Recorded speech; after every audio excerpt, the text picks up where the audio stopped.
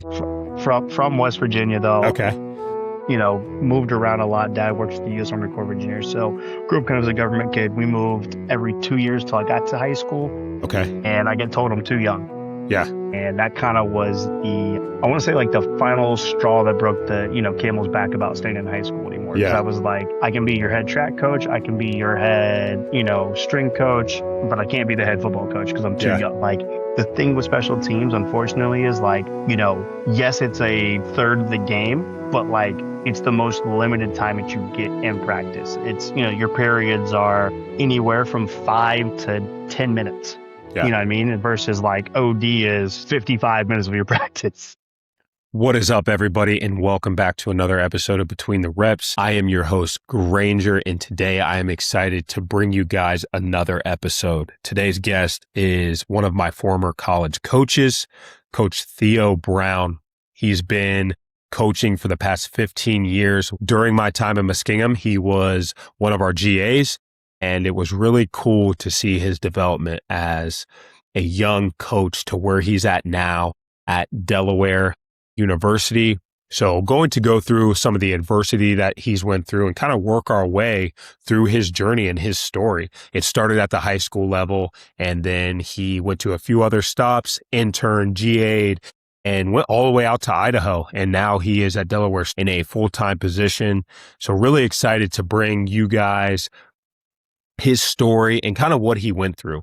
And it's a testament to kind of what Between the Reps is about. It's all of the in-between and the work that you're doing in your life to build a better you, to build the growth that you're trying to achieve.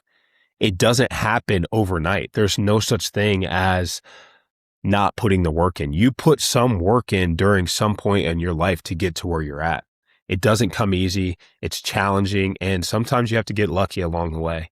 And being able to find the place that you truly want to be and chasing a dream and not allowing anyone to attack that, and being so concrete in your direction that you understand that your life has purpose. And I'm excited for today's conversation. I'm excited to catch up with him and really dig into some of the things that he's been into these past few years. I know it's been some time since we've connected, so this is going to be a good conversation, and I'm really looking forward to you guys hearing it. So Coach Brown will be coming up here real soon, but first off, I wanted to give a shout out to some of my really good friends at RepU Custom Apparel. They were pivotal in the directional change of my life. A group of friends that have done the right things. They've built a great business. And if you're looking for any custom apparel needs, they're your guys. It's based here in Ohio, but they work with companies all over the United States. Very seamless process. They do a great job, a lot of attention to detail, and the quality of their product is unmatched. I'm wearing one of the Richardson 112 retro caps, I believe, and I love these hats. They do anything from construction wear to business casual, anything that you can think of that your brand is going on. They're your guys, whether that's apparel, merchandise, you have a big event coming up. They do an incredible job of tailoring a white glove service directly to their clients. So if you're interested, let me know, hit me up. I can get you in contact with them, and I would love to make that connection. I'm excited for Pelotonia. It's coming up real soon. I think we have about 2 weeks left when I'm recording this, and it's going to be good. I actually switched my ride to 66, so Emily and I can ride together instead of the 100. So looking forward to that time with her, that we'll get to be on the bike and just do some hard things together for a good cause. If you are interested in donating to that cause, I can put the link in the show notes, and would love any support for the cancer research. So not to hold you guys up anymore, today's conversation is going to be with Coach Theo Brown. I am very excited for it, and I hope you guys enjoy this episode. Alrighty, Coach Brown, how are we feeling today? Man alive, so gonna be blessed, right? How about you, Good. I am good. I appreciate you hopping on here today. Coach Absolutely. Brown, Thanks. one of my former coaches. No, you were at Muskingum for 2 years, GA'd while you were there. Good time, good old Muskingum. Learned a lot about probably what not to do, and some good things that came out of that. Were you Absolutely. there when we went through the coaching change? Yes. Okay. Yes. Yep. That's what I thought. And you kind of, that was like our last year. That would have been my senior year, I believe, or going Yeah, it into was. my senior year. Yeah, because Coach Logan was done right at the end of your senior year, I believe. Yes. Right. Yeah. Yeah. Yeah. Yeah. He was Yeah. done at the end Yep. of your Yep. senior year, and then we went. Coach Yider came over in that like December-ish time, and then from there I was, I was there through the spring, and then I was on to another stop. So, Stops. you know, Yeah. I was there. So that would have been my junior year because I was there okay, for I would have Coach been Yider junior. for 1 year. Yep. And then you Okay. guys left in the spring. Yep. Yep. Because we had some new GAs come in after that. But I mean, how is summer going? How's football? I know with you guys aren't around the guys a lot. Kind of got a dead period right now. How does that work? Or Yeah. So, the way in which kind of it's a little different, right? So, like D3, you get a lot of student athletes that go home, right? yeah, They're not taking a lot of classes or anything, outside of maybe one or two, and then, the opportunity to, the weight room's open at yeah, that time, right? You get into D2, that's when you start having a little bit more of your scholarship players. They stay. You yeah, remember that, yeah. when you were there. They stay, they start taking classes. You can't really be around those guys at that level, right? As you move into FCS and FBS football, you get 8 hours during the summer, okay? Okay, Which as coaches we're allowed about an hour 45-ish to take okay, of that, and then the rest of the time is dedicated to running, lifting, and all that jazz as you kind of look at it. So, we get about an hour worth of drill time where it's you're just your position group, get a couple different things that you can kind of teach them. You can either use it as drill time or meeting time, and then okay, from there student athletes are kind of on their own, based on going to class, lifting, and then they kind of have the rest of the day. We do everything in the morning, so we're done with our student athletes, between their runs, their lifts, any footballish type stuff by 9:15 the latest. okay. Nice. What time do they So normally get in there and start? so we tell our athletes to be here by about 6:30 in the morning so that they're able to get some food, get in the training room, stretch, whatever they need to before we get on the field. We're on the field at 7 for warm up. Coaches are gone by about 7:50 away from the athletes, and then they go into their lift from there, and they're usually done about 9, Nice. 9:15 the latest.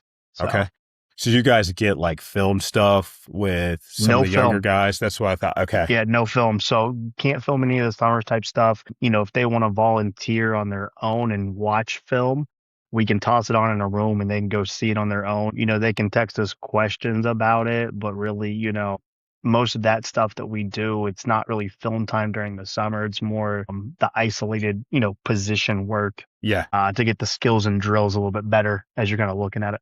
Gotcha. Gotcha. Yep. Yeah, man, I miss that. I know when I was at Ashland, that's kind of how it was. I got there right after I graduated high school, we went on our like little senior trip. And then I think I played in an all-star game. And that next week I was on campus and I was going to lifting. I think we lifted 4 days a week and then Wednesdays off. And then we did like player-led 7-on-7 in the afternoon on Wednesdays. And it was awesome because especially being a freshman, you get to come onto campus, get around the guys.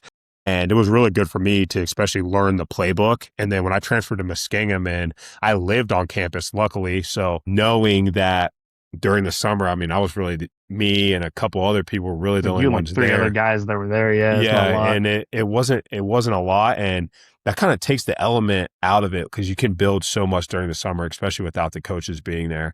So yeah, like I said, again, I appreciate you hopping on here and just kind of give the listeners a background on kind of where you grew up. I know you're from Ohio, Cincinnati, and kind of how your coaching career started and kind of take us from there.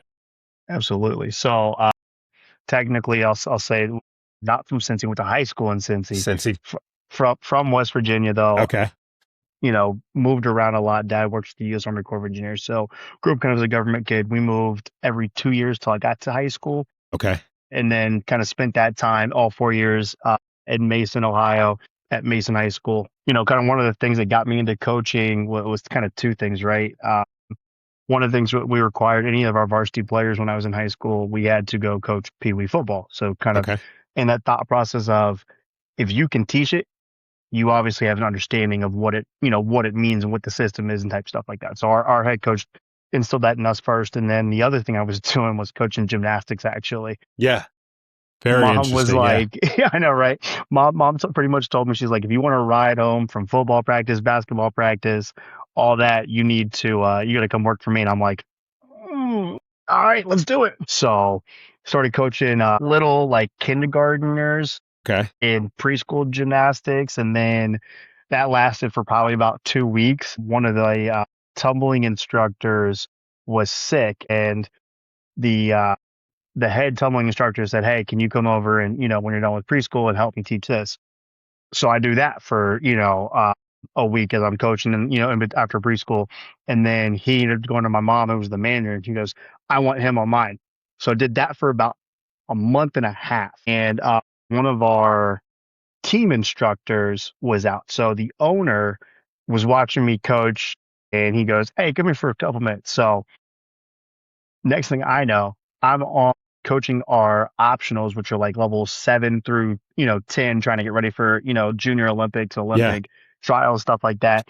He's got me coaching bars, and I'm over here like, what do you have me doing? So it's one of those, you start learning. I started learning that, and then he pretty much told my mom, he's like, yeah, he's got to coach our pre-team and then help me with optionals. And I'm like, Pat, I know nothing about gymnastics besides the fact that my sister is a really good gymnast. That's about all I got for you. Yeah. So I did that while, all the way through high school, ended up going to West Virginia, and then, I went to go walk on, blew up my knee, unfortunately, which kind of got me back into coaching kind of football in that sense, working with, my teammates there for a little bit. And then in 2011, as I was kind of like finishing up class wise, really couldn't play anymore.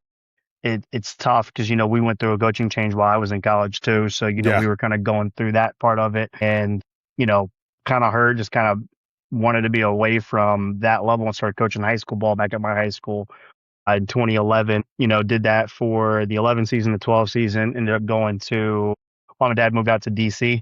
Okay. And then, kind of graduate, you're like, well, what do I do now? So, go home, go do a little bit of everything, right? So I was a paraeducator working in the school. I coached the varsity team at the high school, and then after that, I'd go coach gymnastics after that. So I was doing essentially 3 jobs at one time. Yeah. You fast forward to 2014. So 2014. Yeah, so 2014, I'm named our DC and special teams coordinator at the time. Yeah. Do that in high school for that season. Our head coach ends up stepping away, right? So, I put in for the head coach job, right? And I get told I'm too young. Yeah. And that kind of was I want to say like the final straw that broke the, camel's back about staying in high school anymore. Because I was like, I can be your head track coach. I can be your head, string coach, but I can't be the head football coach because I'm too young. But I'm working with 4 other teams. Okay. So did the 2015 season, and then kind of said, hey, I need to get into something else. And then opportunity to work at University of South Carolina kind of came open, and it was to do strength conditioning. And I said, you know what? Let's try this. Let's see what it looks like. So did that for about 4 months.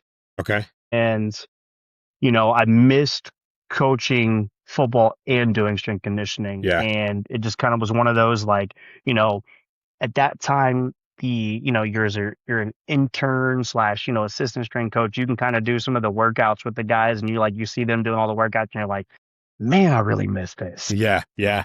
And, I interviewed to work at Wilmington, didn't end up getting that, but their head coach ended up calling Coach out Logan at Muskingum University, and he said, hey, we got a GA spot open.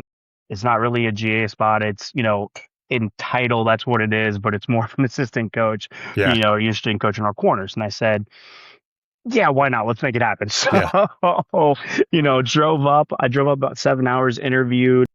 I want to say I probably interviewed for about 3.5, 4 hours or so. Okay. I got back in the car thinking, man, I didn't get that job. Yeah. And I get probably about an hour outside of heading back down to South Carolina, and I get a phone call. Hey, so can you be back up here in 2 weeks? I'm over here going, wait, what? What So, was so it was a blink of an eye. And then you get to, Miss Kingdom, and this is kind of all she wrote, from there. And then what was, to go back at the Yeah, high go ahead. school level and touch on a couple things, and we'll kind of work our way up, is Absolutely. what was your experience being the offensive coordinator, defensive coordinator at the high school level, and how much more responsibility that was from a step up from just being that position coach? Like, kind of what did you learn in your time there in DC as the coach? So I think the biggest thing, we'll kind of start with being the DC first. So I think it's always it's a good learning curve because you're like, you know a certain amount of football, and Yeah. unfortunately a lot of the student athletes in which you start coaching haven't picked that up yet. Yeah. And, you know, I grew up luckily, like my dad had a high understanding of football.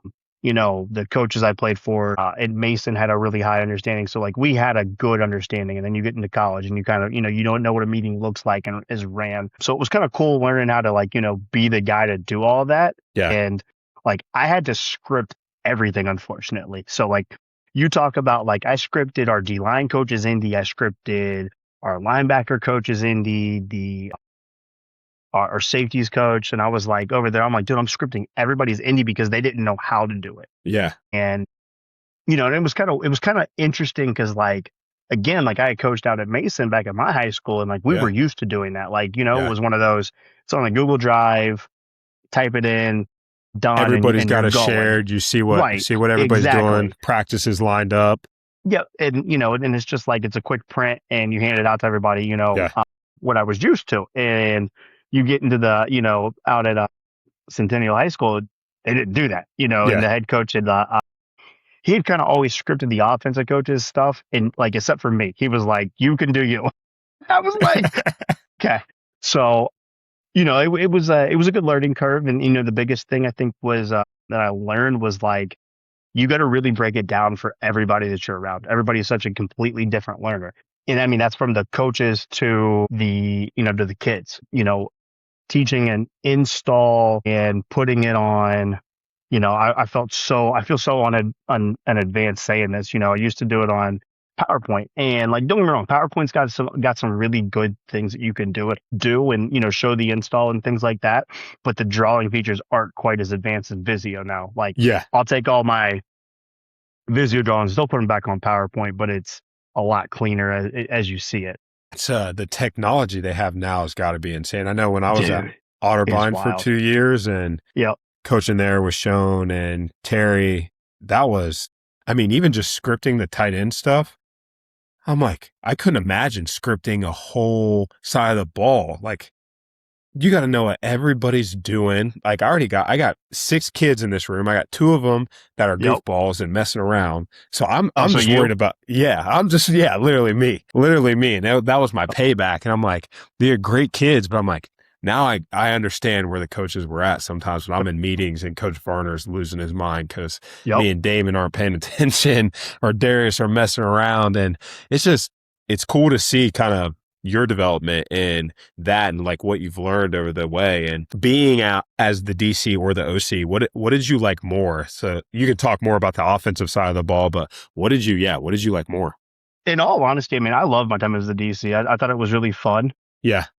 I think it was, a lot of kids you can put, I don't want to say like, let me phrase it this way.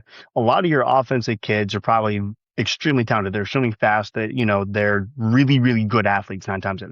The athletes you put on the offense side of the ball, especially in high school, because you got to score points in order to keep up with a lot of people. Defensively, you don't always necessarily get the most disciplined or athletic kids at every position. Correct. And so you got to kind of, lack of better words, you got to kind of hide a guy, but, call things in order to make him be successful. Right. Yeah. And, working as an assistant and you kind of like, you give some of those suggestions to, to the coordinator at first. And, they're like, I'm not sure about that. And then all of a sudden they start seeing it and they're like, oh, you actually know what you're talking about, and then getting to be the guy where like, I'm asking questions all the time. Like I had a guy in the box that I luckily, he and I sat and we could talk football for hours. And, I would say, hey, these are the 3 or 4 things I want you to look for, as we're calling it, so we can kind of get some tendencies and things like that. But I loved being a DC. I thought it was fun. I think a lot of the kids, you know, when they do things right and you have, a couple special guys on defense that, can make plays. And, we were lucky. We forced a lot of turnovers. We gave our offense the ball a lot of time Yeah, in key positions. We just didn't score on offense. And definitely. so it used to drive me up a wall. And I was like, guys, I'm like, I can't coach both sides, and I laughed because I was coaching both sides, but like I wasn't calling the plays offensively. You Yeah, know what I mean? So, and then being an OC, it's great because I could control the tempo of the game, especially if I saw the defense struggling, and my year in 15 being the OC, and our head coach had taken over the defense, and to kind of see them drop a little bit in terms of like the discipline was a little frustrating as an yeah, offensive guy. And I'm like, okay, well, I gotta be super disciplined on offense. So, yeah, we didn't give the ball to a lot of teams. We played probably 2 ranked teams in the state, yeah, and, we held them to the lowest amount of yards and points in the first half because we just held the ball and I just was yeah, not giving it up. And I said, nope, I'm going to keep doing stuff. And, the way in which I know our kids can be successful, and it's tough because a lot of times, you work for a couple of guys that want to change your play calls and things like that. And I think that was the one big thing that I had to learn was like, if the head coach wants to change the play call, you let him change it. But then you also, you got to go behind closed doors and, have a real conversation like, hey, we got to be on the same page because like we're moving the ball, we're doing this, and you change it. Now our kids are thinking like, well, why did we change that? You know what I mean? Like they don't have the same confidence in it. And I think as an offensive coach, I brought a lot of confidence to the kids. And I think even as a defensive coach, I think I did too. It's just, there's a big difference in terms of like, you could see the change in the swagger of the yeah, kids. You know what I mean? Like yeah, that was always a tough thing. So, I really enjoyed being a coordinator just because like, they carry your confidence or they don't carry your confidence. Like if yeah, you're super confident, great, awesome. If you're nervous about something, don't see it. The kids are gonna, replicate that same thing, and that's where you get a lot of those struggles. So I yeah. think, in terms of being a coordinator, it was just fun. It just, you get a chance to, really instill that in the kids and see them be successful. Yeah, that would be the thing I would say too, that I noticed at Otterbein, we didn't win a lot of games, but there was never that friction because the kids can sense that, especially on the offensive side of the ball. I know we kind of dealt with that a little bit at Muskingum when I was there. I think we would get in rhythm and then get off rhythm. And it was so hard as an offense, especially like at the quarterback position, to get on rhythm. If we have one drive, we're going out, we're throwing the ball every play, or the next drive, we're coming out, we're running it. It was always back and forth. I felt like I didn't really feel like we ever got to be a balance. And when you have that friction and you have that uncertainty, I think is the best word from a play caller standpoint. Your kids can feel that. There was a Absolutely. couple of times, and I feel like we were very talented at times at Muskingum and some of the other places that I've been, but I definitely noticed that was the most hindrance to success on the offensive side of the ball. I think it's super interesting. I think that would be my thing as being a coordinator, is like taking suggestions from other coaches. I think is the best way to win when you have a cohesive staff that truly understands what our scheme is, that fits our players. Yeah, you could have, this is the scheme I've ran for the past 10 years. If you don't have a dude out there that can throw the ball, and like you said on offense, you need the dudes. You need the Yeah, dudes on absolutely. offense to score, especially in this day and age. Like defenses are getting better, they're getting more complex. You can have all the plays in the world, but there's sometimes if you don't have the dudes to make the plays and they're not a fit for your system, it's going to be real hard to win football games. Correct. No, it is, and it's extremely prevalent when you're watching, you know, collegiate ball, like high school ball. It's always been a thing. You know what I mean? Yeah, Like a yeah, team's got 3 or 4 or 5 stars, or even a couple, 3 or 4 stars. Like they're pretty freaking good. yeah. Especially if they're disciplined. But like, you get into collegiate where everybody's got 3 stars, 4 stars, but like whose dudes are more, prevalent. You know what I Yeah. mean? Like you play a couple of the big boys and you go, oof, it's not a There's a good day. there's a difference. I don't care. There's a difference. I don't care what you're So, going out there and running on offense. If they got two dudes at corner, they got a safety, they got some guys up front that can get to the ball and can move. It's yep, real hard. It's real hard to win. You got it's to gonna play be a it's perfect. For It's gonna be perfect a long football. day. Yeah. It's gonna be a long day if you make one mistake and you're like, oh, all right. So getting to Muskingum, I know a lot of people don't know from like where it is. What was your not being from New Concord, Ohio? I know I'm from Zanesville, so I'm pretty familiar with New Concord. But when you were driving in there and you first met Coach Logan, don't get me wrong, I love Coach Logan. I I know love him. I love him. a lot of I called people him. I have talked to him about it 2 weeks ago. a lot of people have a lot of things to say. I So love Coach Logan. He was actually played a big key in my life going through Muskingum, but like, what was your instant thought of driving into New Concord, Ohio? so I mean, okay.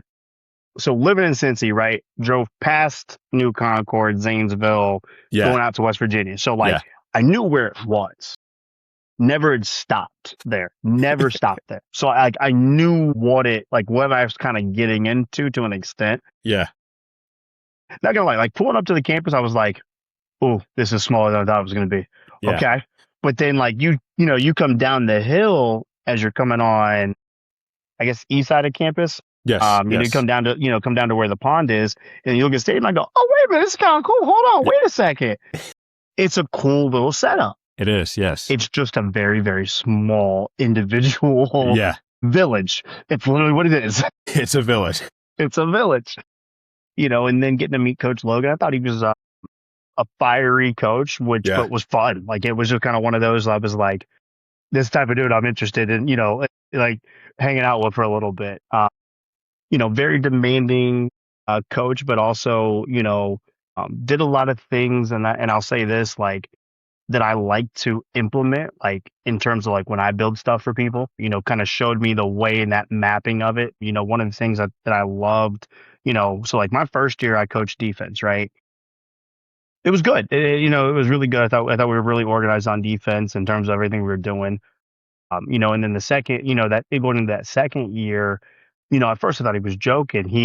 It was in December. He says, "Hey, I want you to coach running backs, for the next year." And I was like, "Okay, sure, yeah, we'll see we'll see if that happens." And then next thing I know, we get to like our first recruiting thing, and he goes, "So this is our running back coach," and we went, "Wait a minute, what? Hold on, this is actually a real thing going on right now." So, but no, I mean, the one thing I loved, dude, that he did was he would, you know, he might script everything as the offensive coordinator, head coach, and all that stuff, but he would physically draw it out for you. Yeah. So, like, when you were getting into, I think you used to get the text messages of what the pictures and all that stuff for each of the things. Our install that was really cool. I think because we'd have Sunday do our lift, Monday was off, and then we would get a text on like Monday night of our install for the week going into game week, which I thought that was really cool. So it's like you said, every player learns differently. Every coach learns differently. So for them to be in the best position to teach their athletes and teach their players, they have to be taught. And I think he did a good job of doing that. Yeah. He was so good because, like, you could look at it and to see him take the time. Like, I mean, he would draw it up, boom, send you a copy of it, and you're like over here going, okay, hold on. And then, you go through it and you're looking at it and you all of a sudden go back and go, Coach, I got a question about this one. Hold on. Yeah. Was it this to this to this? He sits there, looks at you and goes, yes, but no, hold on, wait a second. But it's, it sparks the conversation. Yeah. And then, it's, it's where, did he take every idea that you would suggest? Absolutely not. Yeah. Did he take some and, understand like, okay, that's a different way to think about it and help, this is going to help us out? Absolutely. And that, I thought that was awesome to, see because like I told you, I mean, it's very much my style. Like there's certain guys that I'm like, hey, as long as you understand what we're doing, I will take suggestions from you, have it, we can have a real conversation and, and you're going to help me out on game day. Yeah. And I thought that was really good, whether or not, every coach takes every suggestion during the game. No, but like you said, you got to get into a rhythm. And I thought, my second year there with him, we had some games we got into a really good rhythm, and then other games that we couldn't find any bit of traction. You're like in Alabama in the mud, and it's just spinning. You're like, all right, come on. I think, that first year, I wish because that would have been was that my I first guess it would year have been your there? sophomore year That then. was my So sophomore year. That was probably my best year of football. I think that was my best year of football. And we didn't really have a quarterback, or we nope. just made plays. Like we were able to We made make plays. we made a lot of plays. And I just wish our offense was pretty complex. And I wish when Brody got there, it was a year sooner. And then it made that next year we would get on rhythm. But yeah, we got a freshman quarterback, and then our defense was really good. And we just never, ever we were either good on offense, bad on defense, or bad on offense, good on defense. So it was really hard to ever get in a rhythm on both sides. Because, I mean, that second year, you guys were on the field all the time. I mean, the defense was on the field all the My time. God. It was insane. I remember like trying to, because my first year, we'd get a turnover, and next thing I know, all of a sudden, like balls on the ground. I'm like, you got to be kidding me. I'm like, dude, we can't even make an adjustment. I'm over here, and I was in the box my first year, and I'm over there, making, I'm over there helping Coach West make adjustments, and it's like I get 2 words out, Coach, we're on the field. He's like, what? I'm like, we're balls on the ground. And then my second year, with being on offense, it was just one of those like, all right, we got a freshman. What do we do? Yeah. It's just tough because can't do it. You get a rhythm, and the next thing you know, he makes a freshman mistake, and it's like, well, you can't play the other freshman because the other freshman doesn't, he knows 2 plays. That was frustrating. So especially that was frustrating. For me as an older guy, just trying to. I felt bad for the defense and getting them on the field. But after Muskingum, I wanted to hit on something real quick because I don't know if you remember this. It would have been your second year. I think it was during camp, and I was just back on campus, kind of went through I had like a little suspension, and I don't know if you remember that, but there was, we went to, I think it was like a chapel meeting, and I was like frustrated. I don't know, we were walking down the stairs there at the atrium, and you like grabbed me and started talking to me, and just I don't remember exactly what you said, but I was just really mad at the whole situation of being suspended and just coming back, and I was kind of like bitter about it. And then I don't remember exactly what you said, but that helped me a lot. I probably would have made a stupid decision if you wouldn't have talked to me, because I was hot. I don't know what it was. I think the person that was speaking to us was involved in the reason that I got suspended, and just kind of seeing some of the stuff that he was saying, I just didn't agree with. And just being a dumb young kid, trying to understand that it's the big picture, and you kind of brought me back to reality. And I don't think I ever told you, thank you for that, because I was kind of disconnected there, but I do appreciate that and all of your help with me, and just the relationship that I got to build with you and Coach Will now. Did you ever talk to Coach Will now every now and then? Listen, I literally talked to him probably about 2 weeks ago too. Like literally, It was Coach Logan and then Coach Will now probably right afterwards. It's wild. He is a wild dude. He was a good dude. Is he still coaching? So he's coaching. So he's coaching high school ball while being he's either a guidance teacher or a history teacher. I can't remember. I can't remember which one. He's either a guidance counselor or a history teacher, but he's doing that right now. He wants to get back into college. It's tough, man. Like when you leave college, it's tough to get back in. So yeah, that's my thing right now. I'm trying to figure out is like, I either got to do it now or I'm never going to do it. So you better hustle, man. I know. So, I got better to decide. But yeah, moving on to Findlay, you move up a step, and D2. What was that experience like? Findlay was pretty good. I know my time at Ashland, they were really good. Yeah, so we were pretty good. I stepped into a really interesting role. I got to be just the running back coach. Help out a little bit on special teams. A little bit. It was kind of taking a big step back. It was almost like my first year of coaching high school ball again. You know what I mean? Like where you're just a position coach, and it was you help on XYZ stuff. But we were good. I mean, we lost. I think my first year we lost 4 games. Yeah, so we lost 4 games and missed we lost the conference title on a fumble on the 1 foot line. So it was, it was rough, and so you missed the playoffs. But good taste of getting into, what scholarship ball is like, what being around a bunch of athletes, who are there for the summer. I mean, you don't get the same type of workout with those guys, but at the same time, like, you're learning a new system, you're learning from a staff who had been, together for a good while. I think that staff had been together almost 8 years Yeah. before I got there. So it was pretty nice in terms of, it's a winning culture. You're around a bunch of guys, who want to be good on a consistent basis. So, it was a good time. It was a good learning experience and, set me up to, go to my next step. Yeah. Yeah. I like Finley a lot. They've done a lot to their facilities and Dude, kind of, it's so cool. yeah. They just built they built a new practice field right outside of the where the locker room is. So you don't Okay. have to go. So we used to have to finish meetings. Everybody would get in cars, coaches included, kids, and you'd have to drive over the bridge to where the practice field was. And so the cool thing about that practice field was it was one of the bowl games turfs. So one of the bowl game like turf guys was a Finley grad, so he got it at a Okay. discounted rate to so that Finley could have it as their practice field. So it's pretty cool. So you get It's pretty you get a sweet. cheaper Yeah. turf, right? So that was my first and my second time. We just had to go over to that practice field. Now they're right outside the building. And I looked at them and go, "You lucky ducks." I'm like, "This is Yeah. freaking sweet." Yeah. So That's crazy. it's so different, but And it then was good though. next step, you went to AB. Yep. Alderson Broadus, and Yes, you sir. were there for 3 years, 4 years? 3 years. 3 years. Yep. What was that experience like? I don't know. We had a kid from Zanesville that played basketball there. Okay. I guess their basketball team's pretty good, Yeah, decent. they were pretty decent for a little bit, and then kind of fell off. So AB was a very different experience. If you've ever been to West Virginia, it's you would know.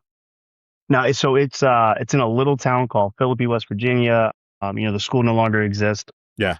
They ended up shutting down, but it's off the beaten path. I mean, you drive about 20 minutes when you get off the highway in order just to get to the school. So at first when you're driving down, you're like, "Am I going the right way?" But no, it was different. It was it was the first time that I had worked for. So like my first year there, I worked for a guy, and so I was coaching running backs and tight ends, and he was one of the gentlemen that did not take suggestions very well. Yeah. He was a guy that unfortunately was, this is how we've always done it. And that's tough because like I'd been a couple places, I'd been at high school. I'd been at, two other stops that, we were decent and, and did some things in which, you can bring some extra answers to the table. You know what I mean? Yeah. And so my first year was a little tough. We ended up only winning, I want to say 2 games. Okay. Yeah, we won 2 games. There was probably another 4 that we should have won that we just gave away. But like it was one of those, like you just got stuck into you can't do things a certain way because this guy's not comfortable doing it. So, first year was tough. Second year, so that was in 19. Second year, we get a new head coach in 20, and unfortunately you get the wonderful COVID. So you got to navigate through COVID in terms of all the social distancing, the lifting. At that point, I'm also our head strength coach, and so designing all the workouts for that. While you're still trying to teach kids and make sure that they're able to still go to class and do all the work. So 2020 was tough. It's kind of one of those things where you in the back of your mind you go, "Oof, do I really want to do this?" And then you get the, I guess, quote unquote, the green light to, play in the spring, right? You're going to go spring. Pretty much you get about 3 weeks and then it's summer and then you blink and it's, right into fall, fall camp. So we played the spring, and again, unfortunately, I worked for a guy that did not like a lot of suggestions. He was somebody that, would talk about, this is how we're doing it, and didn't change, unfortunately, on the field 2 seconds later, and then go back to what we started with. And it was hard in terms of jumbling that. So you got to balance, with the kids and make them comfortable, the fact that, hey, give me 5 seconds. It's going to change bear with me, trust me that we're Yeah. going to get this right so that you can be successful. Just that mediation Correct. between the coach and the player, just those trying to Correct. manage those relationships. Right. And, and just reminding the guys like, hey, like, you can come to my office, you can have, you can have a vent session if you need to. We'll get everything, squared away when we need to. So, Yeah. just getting through that, but it's a good learning curve. It's always, the way that I treat that one was, you know, you have a binder, right, of the things that you really like and the things that you won't ever do. So, I treated it as a complete learning experience, and, took it with a grain of salt as to, hey, here are things that I'm not going to do when I'm a Yeah. head coach, or things I'm not going to do as a position coach again. You know what I mean? Just to kind of give your kids a better experience. And, it's always tough because like there are times in which, unfortunately you look at it and go, who I probably could have been a little bit better there. I probably could have, handled that situation better myself, which makes our kids now handle it better. And then, we're Yeah. overall better for it. But, Yeah.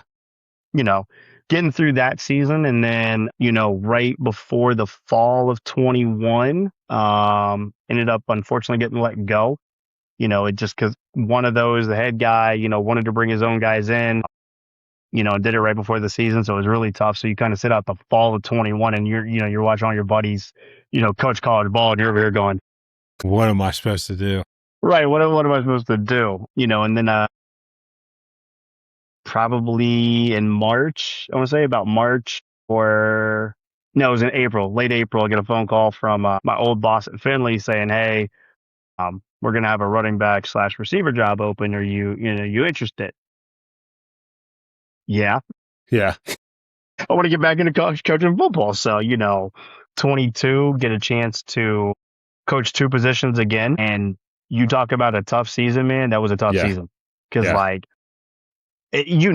Coach Varner did a great job in terms of like coaching receivers and tight ends, but like a lot of the stuff you guys have very similar. You Yeah. came with me a couple times to do, some stuff with, with the backs, and, we would go with tight ends and stuff like that. So it was easier in that sense. But like, one period I'm sending running backs to go with the quarterback for handoffs. I'm doing all receiver drills. The Yeah. next period, I'm sending the receivers to go with the quarterbacks to do routes on air while I do, individual run stuff. And then, we get a blitz pickup period.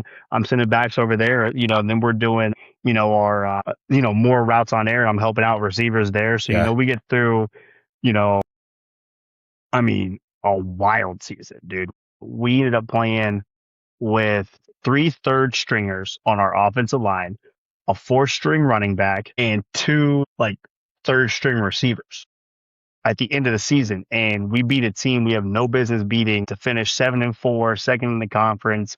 And we missed the conference, winning the conference by a field goal. Yeah. So you talk about the best coaching season of my life. Yeah. I'm over there, dude. I'm going to panic. I'm over here. I'm breaking down film by myself. Let me take it back. There was one other guy that broke down film with me. So 2 of us were breaking down film. We're arguing about it every single time. Drawing all the scout cards. You know me. I'm fiery. I'm going to own it.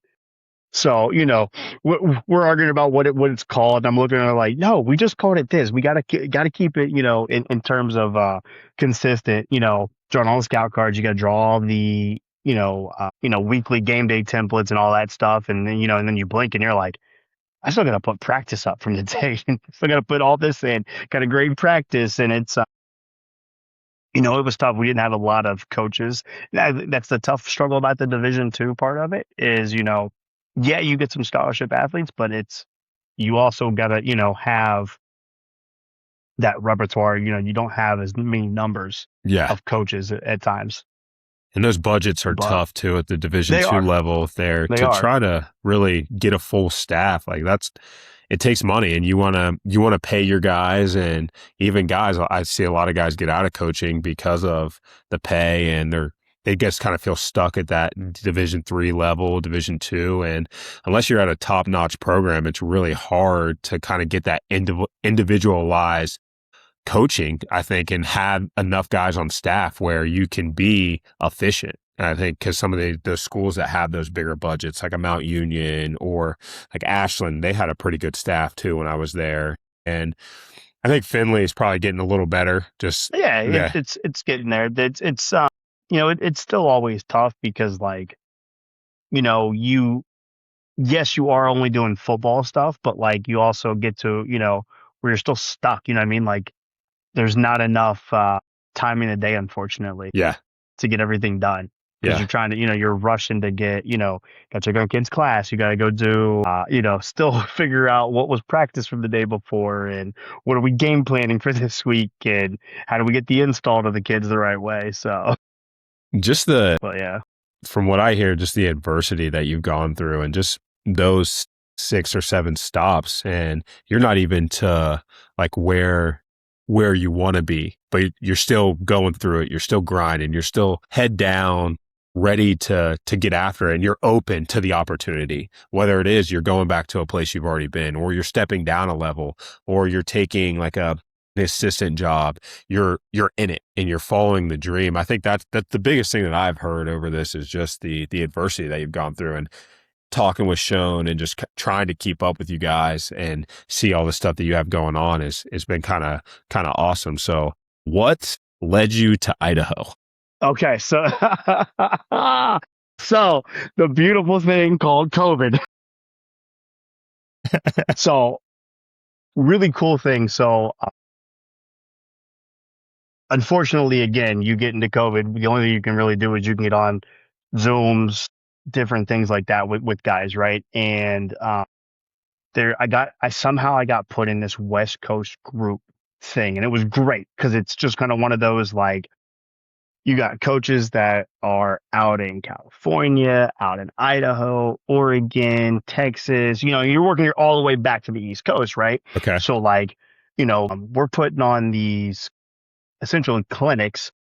Okay. They start at 7 o'clock East Coast time, and you're like, dude, it's gonna be long. Hold on now, because it's still, it's 4 or 5 o'clock, depending on where you are, right? 4 o'clock in the West Coast time, and Yeah. you get Mountain time.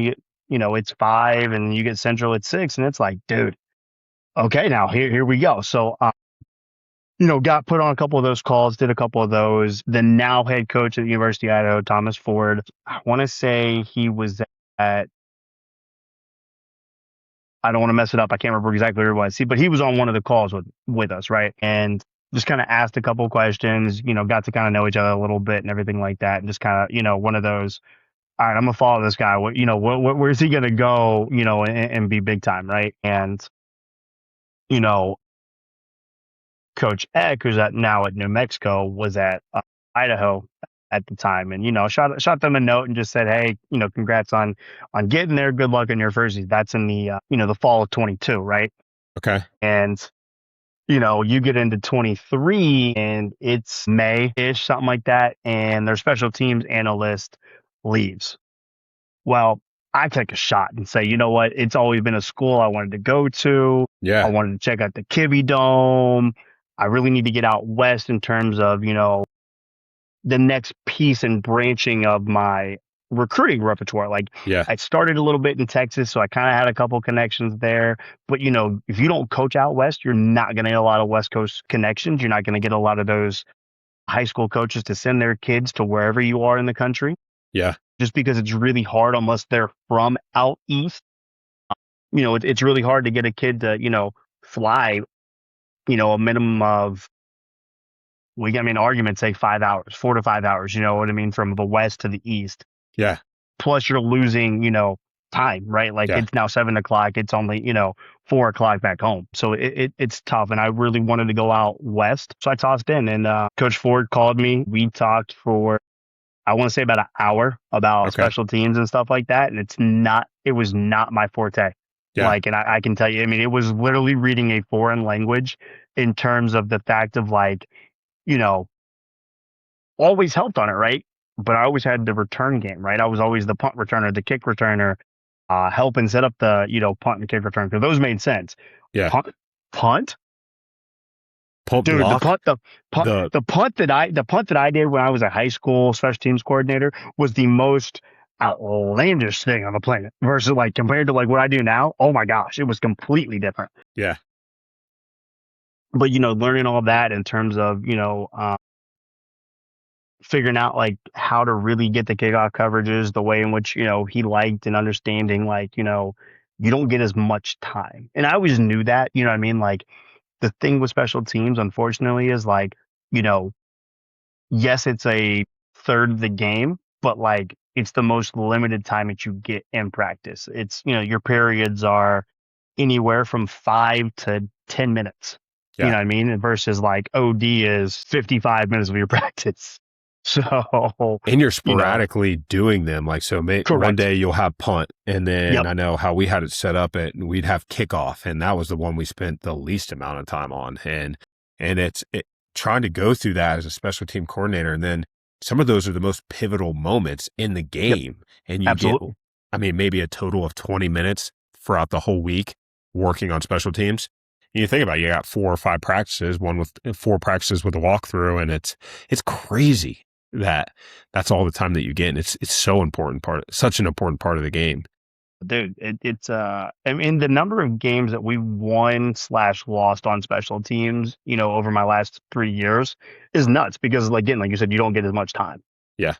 You probably get more during camp just because it's a good breather, breakthrough through some stuff. But like, you also don't get the same running, if that makes sense, because like you're trying not to kill guys' legs, right? Like I'm not trying Yeah. to kill a guy's legs on a kickoff and then he's got to go sprint, 4 goes in the next, offensive period. You know what I mean? Yeah. So like you got to be smart. But yeah, no, it was just kind of one of those wild things, man. Like he called me probably about an hour after I applied. We talked for an hour. He said he had to talk to 2 more people still. He called me back again, said I was his number 1 pick. He just got to talk to the head coach. Head coach was supposed to call me like on a Tuesday. He didn't call me till like I didn't get this Stressing. job on a Tuesday. You know what I mean? You're like, I'm over here waiting, like walking into like my head coach going, all right, you got me. You might not got me. I don't know. You know what I mean? Like, Yeah. so, ended up getting that, fly out there. I worked summer camp for, 2 weeks, get back on a plane, and I drive 38 hours from DC to Idaho. So it's a nice little 2-day trip. 2 19-hour days of driving. You gain a little bit of time as you go, through certain states and stuff like that. But it was cool, man. It was awesome. We got to play some really, really good teams from the FCS level up to the FBS. I mean, my first year we beat Nevada. We were in a dogfight with Cal. My second year we beat Wyoming. We were in a dogfight with Oregon. I mean, it was fourth quarter. I think it was a 7-point game with 9 minutes to go against the number 1 team in the country at the time. What was that experience like? Did you play Dude, at Oregon? we played at Oregon. So Talk it about was that for a sweet. little bit. Yeah. Okay. So mind That's you, so sick. we pull in, so we get in that Friday, right Yeah. around, I think we landed around like 4 or 5 o'clock. We'll just kind of made sure our guys, we go over to the stadium first. I thought Coach Eck was really smart with that, teaching, showing our guys like, hey, check out the facilities, get your bearings right. We did a stretch afterwards so they could kind of, essentially eliminate the anxiety about like, oh my God, I'm about to go play in one of the biggest venues, Yeah. out there. And, I mean, they got 65 to 68,000 fans in that place. It's striped up and lined and all that stuff. We're playing on Big Ten Network and it's sweet. We come out and we hit Dylan Gabriel. I mean, great dude. I mean, that dude could spin the ball now. Really? What does Oh that my look like? God. That a big time arm. I've seen some guys at some practices over at Ohio State, but Yeah. a big time arm and some of those dudes, just like we talked about the dudes, Yeah. like what is the difference? Like seeing them in It's person. it's the poise, man. Like it's Yeah. just like, it's like we were getting pressure on him, and he's really good. He's really talented, you know what I mean? But we're getting pressure on him, so you could tell like a couple of those throws weren't comfortable. Yeah. But at the same time, I mean, dude, you watch him just stand back there. And he threw one ball that like I kid you not, if it's about a half an inch lower, our Mike linebacker tips that thing, it's picked, and we're probably strike up the band. It's over. We just missed a pick six. Our kid slips, and you're like, so. But it was awesome, dude. Like it Yeah. was literally like, I kid you not, that the first two drives, that stadium is loud. I can't hear out of my mic. We're trying to make adjustments. It's nuts. We get to the fourth quarter, Granger, it's dead silent. It was 14-7, Granger, and it should have been 14 all. That's the worst part. It should Yeah. have been 14 all. But we played our butts off. I mean, you could tell they were nervous. I thought Coach Lanning is a great coach, and he Yeah. gave us a lot of props afterwards. But like, being in that environment and seeing what a big time team does and how they respond, you're like, okay, we got to Yeah. figure it out. You know what I mean? Yeah. Like throughout the rest of the season. But it's up for a lot of success, but at the same time, it also hurt a little bit. They knocked out our quarterback. They broke his collarbone on the second to last drive of the game, and you're like, well, there's the game. But I mean, it was good. It was, we had a lot of big stops. We had 3 stops on special teams. We kept one of the best returners in the country, Tez Johnson, that year. He didn't get a return on us. He actually lost yards on the return. Nice. On the punt returns. It was kind of funny because the following week they played Boise and he goes and scores. So yeah, I was like, let's go. But it was awesome. It was just, it's a good experience, and it teaches you, like, okay, what I'm seeing, is backing it up, because our kids are, taking those lessons and they feel like they can win at any point. Yeah. And, and they're doing the things the right way, and you're setting yourself up for success, and you're like, okay, we got this. But no, dude, Idaho was cool, man. It was 2 quarterfinal appearances. I wish, we ran into 2 buzzsaws the wrong time. The second year we ran to Montana State, who, ends up losing in the, in the national championship, but then the following year goes and wins it, right? This past year. That's where Coach Walker is. Coach Walker was at. So he's at Temple, actually. Is he really? Okay. Yeah, he's at Temple. He's just up the street from me. It's funny. It's funny as all get out. So is he coaching? OC. Oh, that's what, because he was at the OC over at Montana State. And Yep. So that's awesome. So I got to see him 3 times. It was funny. So 2023 season, we beat him at our place. Then 24 season, he beat me both times at his place. It was, man, you talk about running into a bus. That team was so good. So like, it was just one of those, you're like, hats off. You know what I mean? Their quarterback was really good. Dude, Tommy Malott was a freak. He's a dog. He was a freak. He was a dude. He made one run, and I went like this. I go, I don't know what to tell you about that, because ain't nobody catching him. He was good. So, I remember watching them in the playoffs. They were good.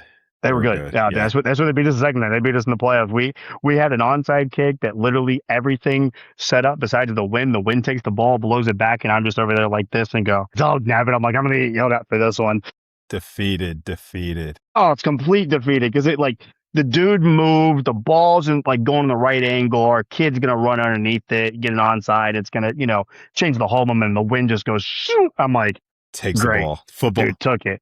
Football guys weren't on your side that day. They were not on my side. They told me, they said, hey, you've done enough. You've done enough, sir. But man, I love it. That's such a cool experience to be on that field. I know I talked to my next episode that's going to come out. I talked to one of the assistant strength coaches at Penn State, and just him talking about the first time he was down at LSU, and the first time he was down there in Death Valley, he said, unreal.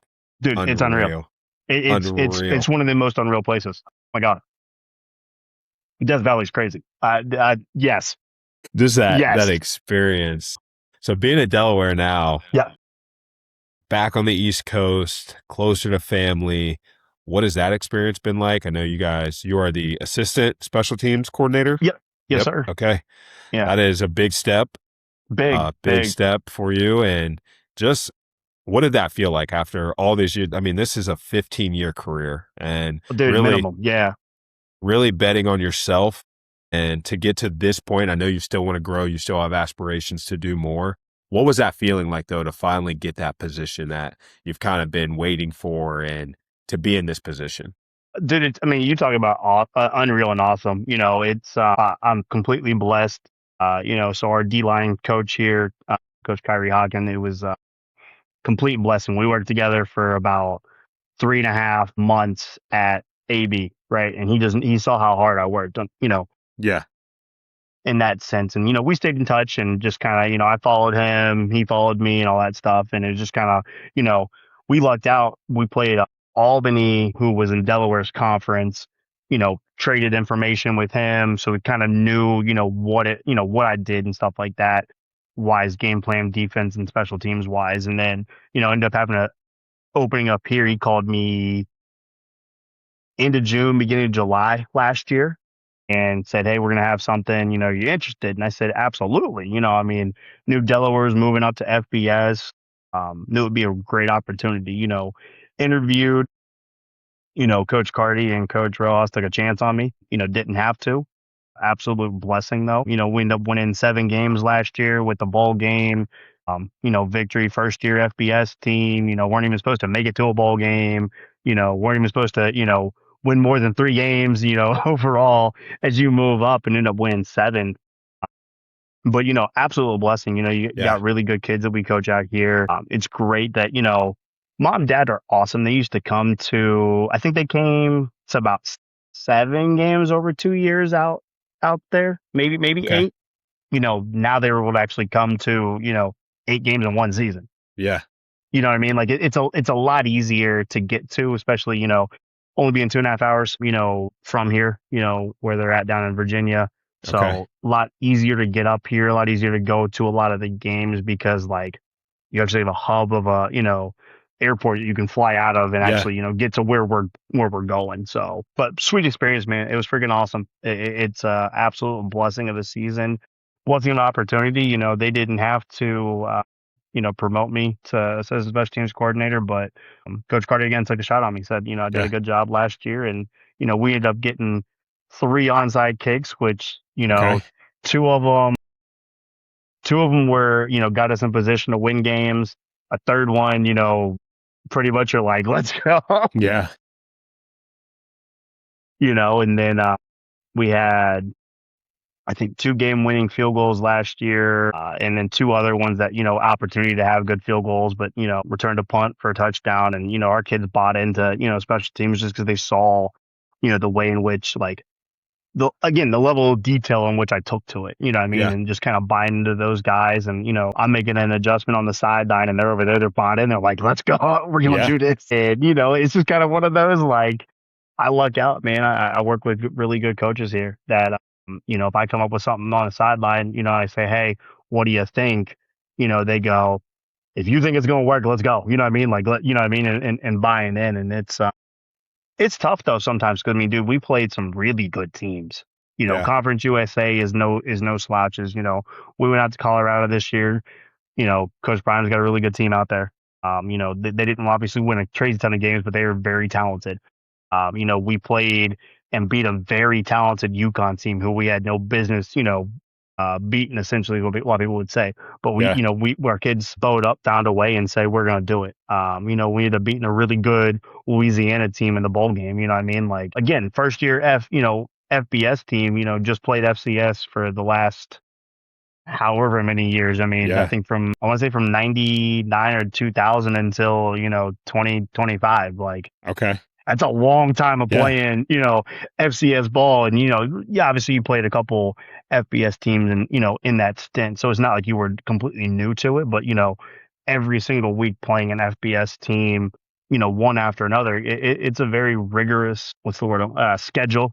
And, and your kids got to kind of figure it out. But, we have great athletes that bought in and I'm very appreciative of them, man. They want to keep getting better. So it's awesome.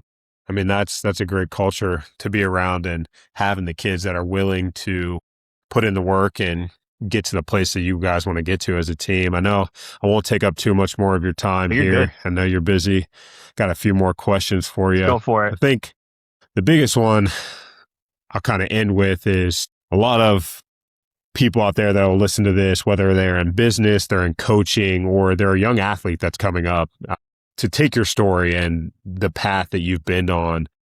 What is one thing or a piece of advice you could give to someone out there that's pursuing their dream or striving to get to a position that you're in, whether that's at the top of their field in their business, or they're looking to get into coaching, or it's a young athlete that's striving to get to the Division I level? one of the things I do every morning is I write a daily motivational message, right? And I kind of remind myself of that all the time. But this was kind of the day's message. And to be honest with you, I completely forgot I was doing this until you You're text me a good. little bit, and I completely forgot. You're But good. anyway, so like, want it or not, you've been blessed with the knowledge, time, and talent needed to achieve your dreams, plus so many other amazing things. So say the following to yourself: You were not woken up to stop at the doorstep of greatness and stare. You're meant not only to knock on the door, but to challenge greatness for its seat and to conquer it and sit on the throne. So that's kind of the biggest thing that the mindset is like, if you want something, go find a way to do it. There are no excuses. Whether or not you struggle every single day, that's awesome. You're breathing. It means you're above ground and you have a chance to go do something great. Find a way to change your situation for the better. We try to instill that in our athletes here, and I try to do that every single morning to myself, and that's why I write the motivational message. I say it's for the kids, but it's also for my inner self, to make sure that I get up every single morning, because we're up at between 4:15 and 5 o'clock every morning, and it's what's getting you up? Yeah. A grind. You know what I Yeah. mean? Like, it's not easy. No. But it's, at the same time, it's like, if you want it, you find a way. It doesn't matter what's obstacles in your path. There's always a way to conquer it. Yeah. And the best way is through here. You can do it through your mind. Guess what? You're already there. So, and I remind myself all the time, this is where I want to be. I got to keep going. So find I a love way, it. I love it, find a man. I way. love it. I love it. I think now that's kind of my thing. I got 2 little girls and Mm. about to get married in a couple months, and it's crazy how fast life goes, man. You But getting married and with 2 little ones is wild. it's insane. But to sit here and think about like the journey I've been on, your journey, and just I remind myself that every morning. I'm an early riser. I love getting my workout done, go to work, but just reminding myself why I'm doing it, why I'm continuing to pursue the things that I want to pursue. People ask me all the time, why you still work out so hard? I don't know. I can't answer that question, but I Right. know there's a reason, and it keeps me on track. It keeps me focused, and I don't know what God's plan is for me and what I'm supposed to be doing, but I know that I'm supposed to be on this path in the direction that I'm heading. And I think that was your mindset and where you've gone through all of these different stops, taking a chance on yourself and going out to the West Coast, having some great coaches along the way to help you out. You were on that path for a reason. You were doing the things for a reason, and God's plan for you is there. And I continue to follow you and hope that you continue to succeed. And I'm excited to see where you go. And good luck to Delaware this year. What game are you excited for the most? That's shoot, man. All of them. I'm getting that All of itch. I could Oh, sit dude. here. You were getting into some of the offensive stuff. I was like, dude, I could take this conversation one way, but I'd probably bore the listeners talking too much ball.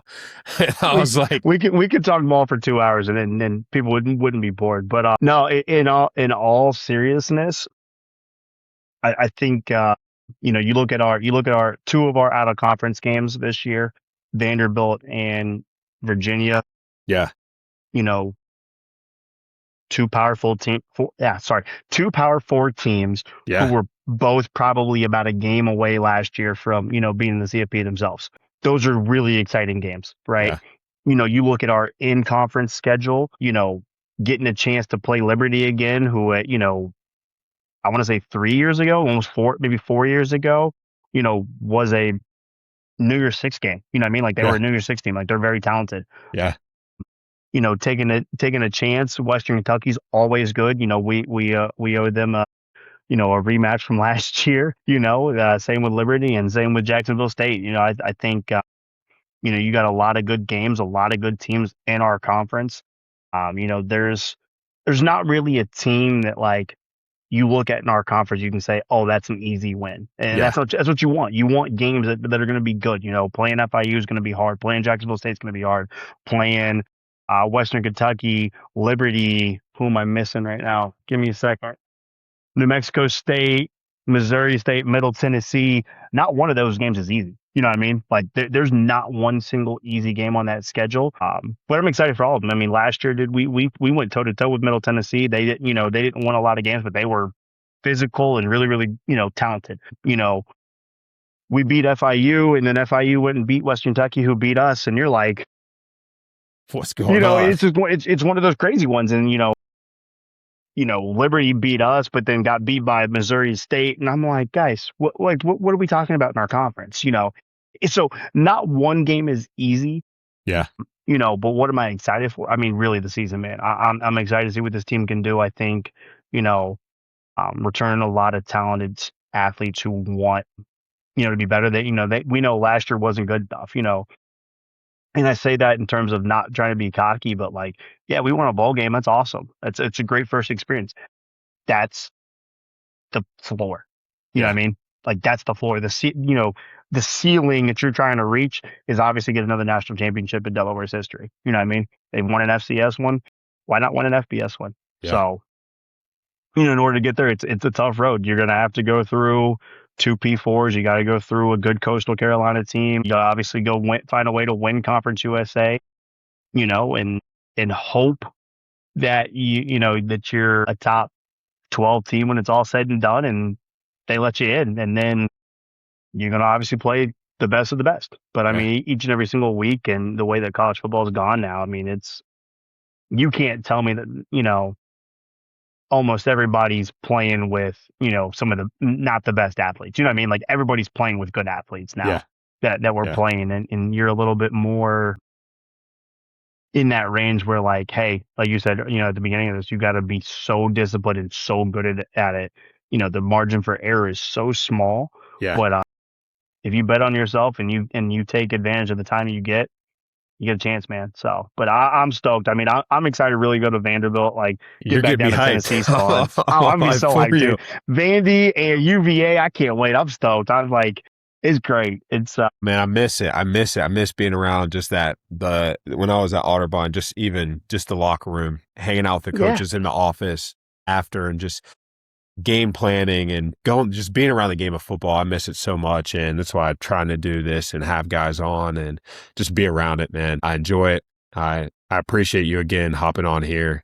Let's stay in touch. I will continue to reach out to you, and best of luck this season, and hope all is well with you and continued success. Appreciate it, man. Thanks, Granger. No problem. Enjoy. Thank you.